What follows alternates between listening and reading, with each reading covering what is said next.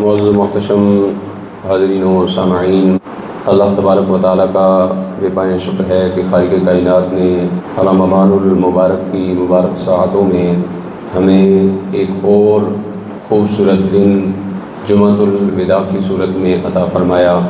اللہ تبارک و تعالیٰ کی بارگاہ میں دعا ہے خالق کائنات ہم سب کے رمضان المبارک کے روزوں کو، عبادات و ریاضات کو اپنی بارگاہ کے اندر قبول و منظور فرمائے۔ آقا دو عالم صلی اللہ علیہ وسلم کی بڑی ہی مشہور و معروف حدیث مبارکہ ہے، ایک دن آقا دو عالم صلی اللہ علیہ وسلم نے وضو فرمانے کے بعد ممبر پر تشریف لے جاتے ہوئے ممبر کے پہلے زینے پر قدم رکھا تو فرمایا آمین، دوسرے زینے پر قدم رکھا پھر فرمایا آمین، اور تیسرے زینے پر قدم رکھا پھر فرمایا آمین۔ جب صحابہ اکرام نے یہ عجیب منظر دیکھا تو عرض کی یا رسول اللہ صلی اللہ علیہ وسلم، کوئی دعا مانگنے والا تو تھا نہیں، تو آپ نے کس حکمت کے تحت یہ 3 مرتبہ آمین ارشاد فرمایا ہے؟ تو آقا دو عالم صلی اللہ علیہ وسلم نے ارشاد فرمایا، میں نے ممبر کے پہلے زینے پر قدم رکھا تو جبریل امین حاضر ہو گئے، اور جبریل امین نے آ کر دعا مانگی کہ یا رسول اللہ وہ شخص ہلاک ہو جائے جو اپنی زندگی کے اندر اپنے والدین کو پائے اور ان کی خدمت کر کے جنت حاصل نہ کر سکے۔ حضور نے فرمایا، میں نے کہا آمین۔ پھر فرمایا جبریل امین نے عرض کی یا رسول اللہ، جس شخص کے سامنے آپ کا نام نامی اسم گرامی لیا جائے اور وہ آپ پر درود نہ پڑے وہ شخص بھی ہلاک ہو جائے۔ حضور فرماتے ہیں میں نے کہا آمین۔ اور تیسری مرتبہ آقا دو عالم صلی اللہ علیہ وسلم فرماتے ہیں جبریل امین نے دعا مانگی کہ جو شخص رمضان المبارک کا مہینہ پائے اور اللہ تبارک و تعالیٰ کو راضی نہ کر سکے وہ شخص بھی ہلاک ہو جائے۔ حضور فرماتے ہیں میں نے کہا آمین۔ حضرات وقار، یہ آقا دو عالم صلی اللہ علیہ وسلم کی دعائے جلال ہے۔ یہاں 3 اعمال کا، 3 افعال کا ذکر ہوا۔ سب سے پہلے فرمایا جس نے اپنے والدین کو بڑھاپے کی عمر میں پایا اور ان کی خدمت کر کے جنت حاصل نہ کر سکا وہ بھی ہلاک ہو گیا۔ اب حضور صلی اللہ علیہ وسلم جس دعا پر آمین کہیں وہ دعا تو رد نہیں ہو سکتی، لہذا پہلی بات ہمیں سمجھ میں آ گئی کہ آقا دو عالم صلی اللہ علیہ وسلم کی اس دعائے جلال کے ضرر سے بچنے کے لیے ہمیں چاہیے کہ ہم اپنے والدین کی خدمت میں لگے رہیں، خاص کر کے تب جب بڑھاپے کی عمر میں وہ پہنچ جائیں، کمزوری کے عالم میں پہنچ جائیں، اس وقت والدین کی خدمت کریں۔ اور دوسرا، جب بھی آقا دو عالم صلی اللہ علیہ وسلم کا نام نامی اسم گرامی ہمارے سامنے کوئی لے تو ہمیں چاہیے کہ ہم فوراً حضور صلی اللہ علیہ وسلم کی بارگاہ میں درود پاک پڑھنے کا شرف حاصل کریں تاکہ ہم ان لوگوں میں شامل نہ ہو جائیں جو حضور صلی اللہ علیہ وسلم کا نام نامی سن کر درود پاک نہیں پڑھتے۔ تو اس لیے جب بھی حضور کا نام لیا جائے ہمیں چاہیے کہ ہم حضور صلی اللہ علیہ وسلم کی بارگاہ میں درود پاک ضرور پڑھیں جب بھی حضور کا نام آئے۔ اور تیسرا، آقا دو عالم صلی اللہ علیہ وسلم نے فرمایا وہ شخص بھی ہلاک ہو گیا جس نے رمضان المبارک کا مہینہ پایا اور اس مہینے میں عبادات کر کے اپنے رب کی بارگاہ سے بخشش نہ حاصل کر سکا۔ یعنی اتنا مبارک اور مطہر مہینہ اسے نصیب ہوا، مہینوں کا سردار مہینہ نصیب ہوا۔ رمضان شہر اللہ، رمضان جو ہے یہ اللہ کا مہینہ ہے۔ اس مہینے کے اندر بھی اگر کوئی بندہ اللہ کی بارگاہ سے مغفرت کا پروانہ حاصل نہیں کر سکا تو اس سے بڑا بدبخت دنیا کے اندر کوئی نہیں ہو سکتا۔ ہم پر جو اللہ نے روزے فرض کیے ہیں، اللہ تبارک و تعالیٰ نے فرمایا الصوم لی وانا اجزی بہ، روزہ میرے لیے ہے اور اس کی جزا بھی میں دینے والا ہوں۔ اللہ تبارک و تعالیٰ نے اس کی جزا کا اظہار نہیں فرمایا بلکہ فرمایا یہ میرے لیے ہے، جزا بھی میں دوں گا۔ تو اب اللہ تبارک و تعالیٰ ہی بہتر جانتا ہے کہ کس نے روزہ کس انداز میں رکھا، کس نے صبر و استقامت کا دامن تھامے رکھا، کس نے روزے کی حالت میں بھی مشقت برداشت کی، کس نے روزے کی حالت میں بھی اپنی زبان کو لغویات سے محفوظ رکھا، کس نے روزے کی حالت میں اپنی نگاہوں کو محفوظ رکھا، کس نے روزے کی حالت میں اپنے کانوں کی حفاظت کی، کس نے روزے کی حالت میں اللہ تبارک و تعالیٰ کو راضی کرنے والے اعمال کیے۔ تو جو بندہ اللہ تبارک و تعالیٰ کی بارگاہ میں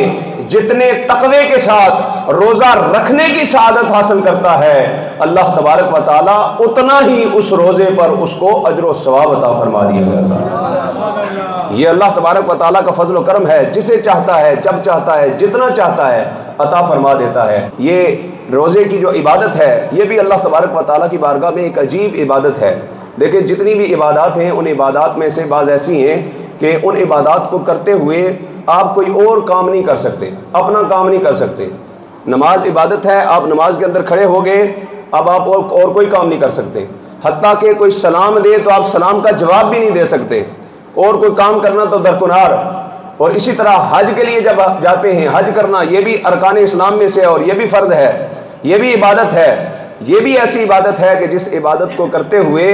بندہ اور کوئی کام نہیں کر سکتا۔ لیکن روزہ اللہ تبارک و تعالیٰ کی ایسی عبادت ہے کہ بندے نے روزہ رکھا ہے، اللہ کی عبادت میں ہے، لیکن جو وہ کرنا چاہے وہ کر رہا ہے، وہ سونا چاہے وہ سو رہا ہے، وہ چلنا چاہے وہ چل رہا ہے، وہ اپنا کام کاج کرنا چاہے کر رہا ہے، وہ تجارت کرنا چاہے کر رہا ہے، وہ دنیاوی زندگی کے معمولات کے سارے کام کر رہا ہے، اللہ تبارک و تعالیٰ کی بارگاہ میں عبادت میں بھی ہے۔ اور جو بندہ جس حالت میں اللہ تبارک و تعالیٰ کو راضی کرنے کے لیے کوشش اور کاوش کر رہا ہے، اللہ تبارک و تعالیٰ جانتا ہے کہ اس کے دل کے اندر کیا نیت ہے، کیا ارادہ ہے۔ تو جو جس خلوص کے ساتھ اللہ کی بارگاہ میں ارادہ لے کر روزہ رکھتا ہے، اللہ تبارک و تعالیٰ اس کے خلوص کے مطابق اس کو اجر و ثواب عطا فرما دیا کرتا ہے۔ یہ اللہ تبارک و تعالیٰ کا فضل و احسان ہے۔ یہ بھی رمضان المبارک کی مبارک بہاریں ہیں۔ اور جب جمعۃ الوداع آتا ہے،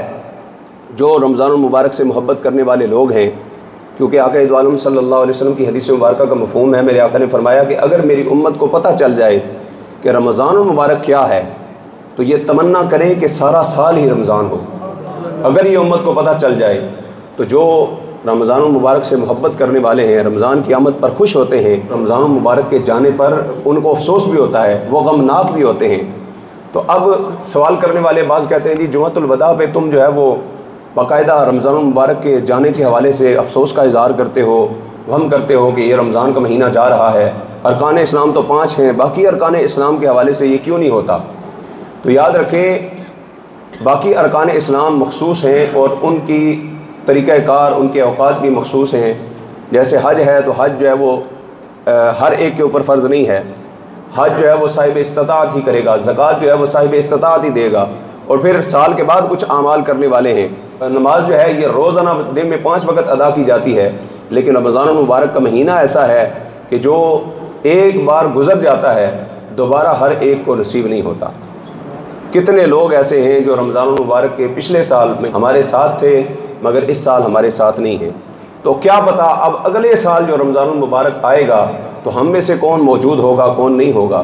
تو اس لیے یہ مبارک اور مطہر مہینہ جب ہم سے جدا ہوتا ہے تو اس کے جدا ہونے کا افسوس وہ بھی دل کے اندر ہونا چاہیے، دل کے اندر وہ احساس بھی ہونا چاہیے کہ کتنا مبارک مہینہ گزر کر گیا ہے۔ اور آقا دو عالم صلی اللہ علیہ وسلم جب رمضان المبارک رخصت ہوتا، رمضان المبارک کی آخری رات آتی، یعنی جس کو چاند رات کہتے ہیں، چاند رات آتی، آقا دو عالم صلی اللہ علیہ وسلم ہر سال اعتکاف فرمایا کرتے تھے، آپ نے بارہا سنا ہے۔ لیکن جب رمضان المبارک کی آخری رات آتی تو حضور صلی اللہ علیہ وسلم ہماری طرح جیسے آج ہم اعتکاف بیٹھتے ہیں تو چاند نظر آتے ہی فوراً اٹھ کے جو ہے وہ گھروں میں جاتے ہیں، اور پھر بعض لوگ جو ہیں وہ اعتکاف کی ساری نورانیت کو برباد کرنے کے لیے بازاروں میں پہنچ جاتے ہیں اور ایسے اعمال کر بیٹھتے ہیں کہ ساری روحانیت ضائع ہو جاتی ہے۔ لیکن آقا دو عالم صلی اللہ علیہ وسلم جب چاند نظر آتا تھا تب اعتکاف ختم نہیں کرتے تھے۔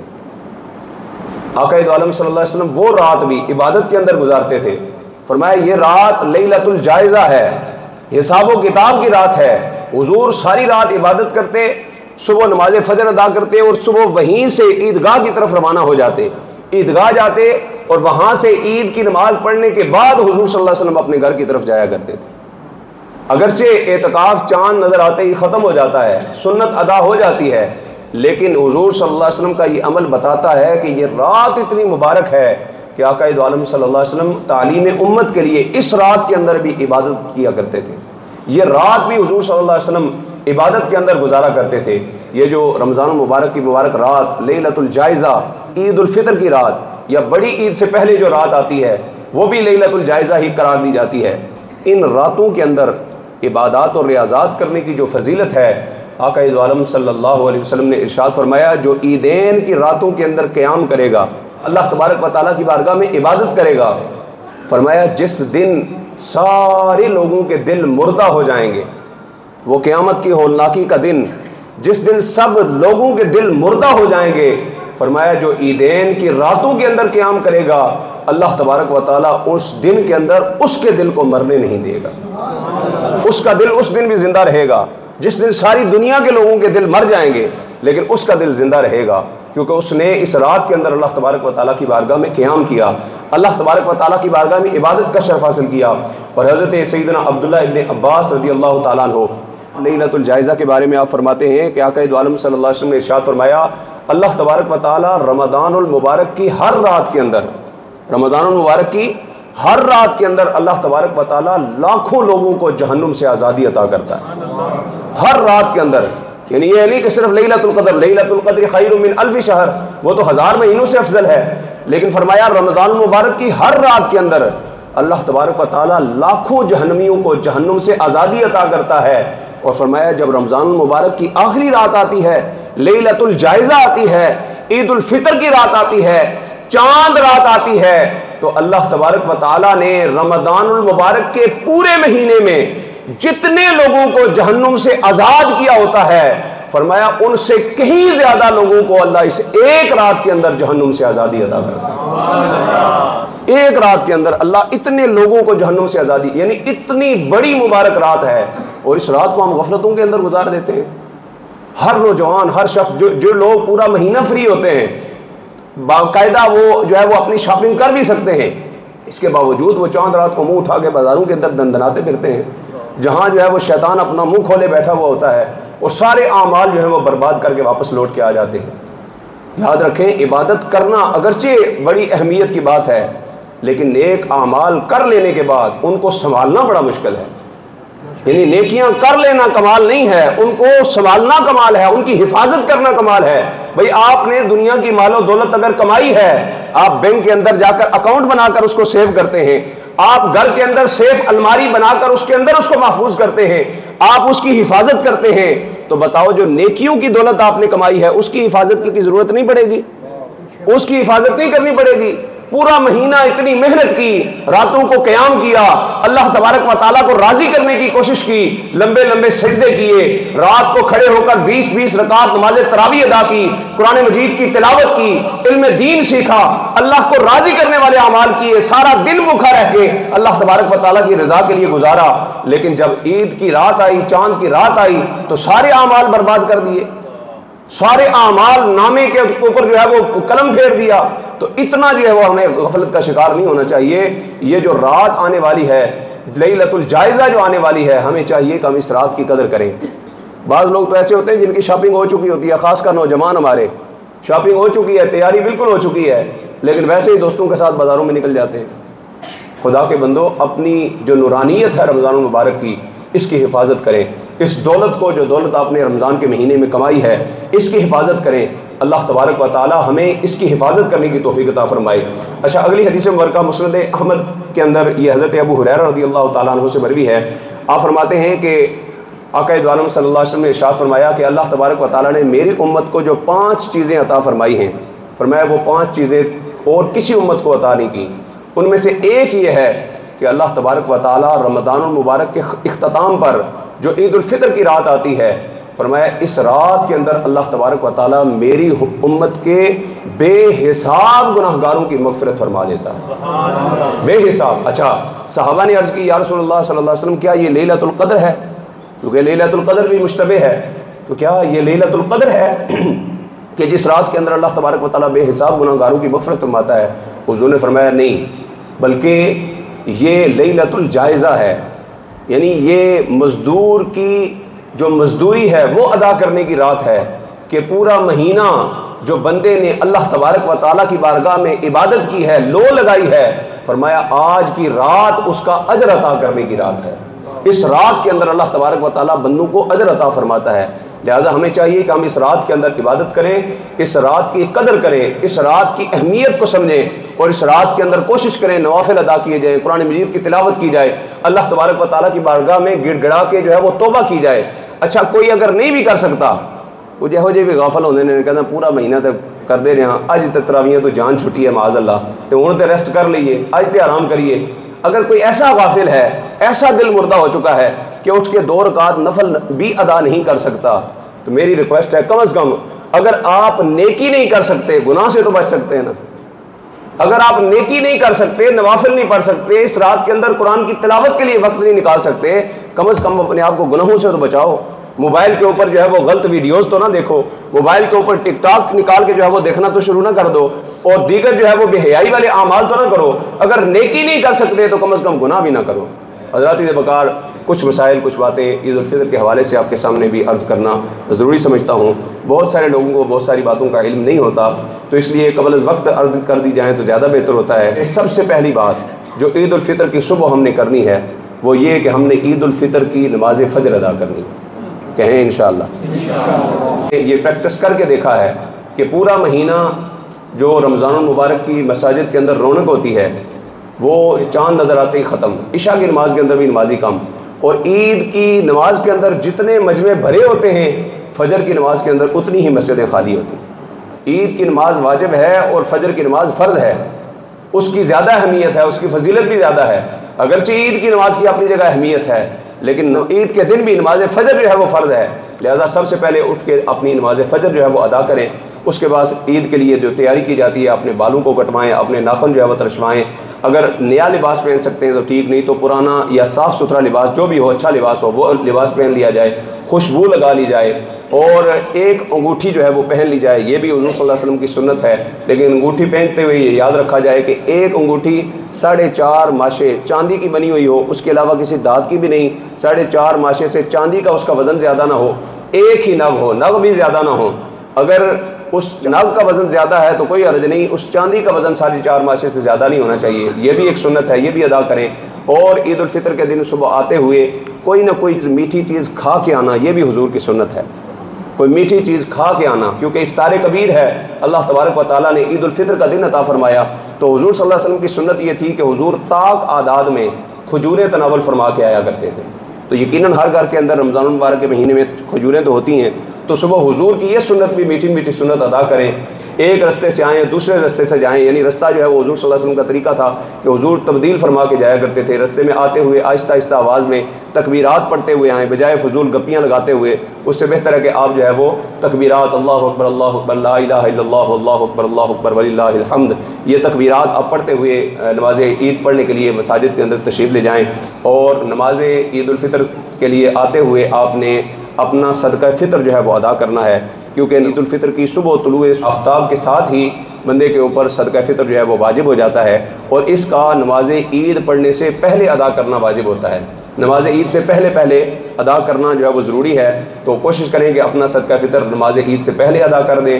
اگر کوئی بندہ بالفرض تاخیر کا شکار ہو گیا اور وہ پہلے آ کر جماعت میں شامل ہو گیا، لیٹ ہو رہا تھا، بعض لوگوں کو مسائل کا پتہ بھی نہیں ہوتا، اور سیدھا آیا اور آ کر اس پہلے جماعت میں شامل ہو گیا، فطرانے کی طرف توجہ نہیں رہی، بھول گیا، یا جان بوجھ کر جماعت میں شامل ہونے کے لیے اس نے ترک کر دیا، تو اب ایسا نہیں کہ عید الفطر کے بعد نہیں دے سکتا، وہ عید الفطر کے بعد بھی فطرانہ ادا کر سکتا ہے۔ تو لہذا فطرانہ جو ہے وہ تمام احباب کو چاہیے کہ وہ ادا کریں۔ یہ روزوں کے اندر کمی کوتاہی حضور نے فرمایا جتنی بھی ہوتی ہے وہ اس کے ذریعے سے پوری کر دی جاتی ہے۔ ویسے تو صاحب استطاعت کا واجب ہے، لیکن چونکہ مختصر ہے، سب سے کم صدقہ فطر کم از کم مقدار 320 روپے ہے، اور یہی ایک روزے کا فدیہ ہے جو بیمار بندہ ہے اس کے لیے۔ تو کوشش کریں کہ یہ عید الفطر کی نماز سے پہلے ادا کر دیا جائے۔ اللہ تبارک و تعالی ہمیں رمضان المبارک کے جو ساعتیں باقی بچی ہیں ان کی قدر کرنے کی، اور آنے والی رات کے اندر غفلتوں سے بچنے کی، اور صحیح طرح عید کے استقبال کرنے کی توفیق عطا فرمائے۔ وآخر دعوانا الحمد للہ۔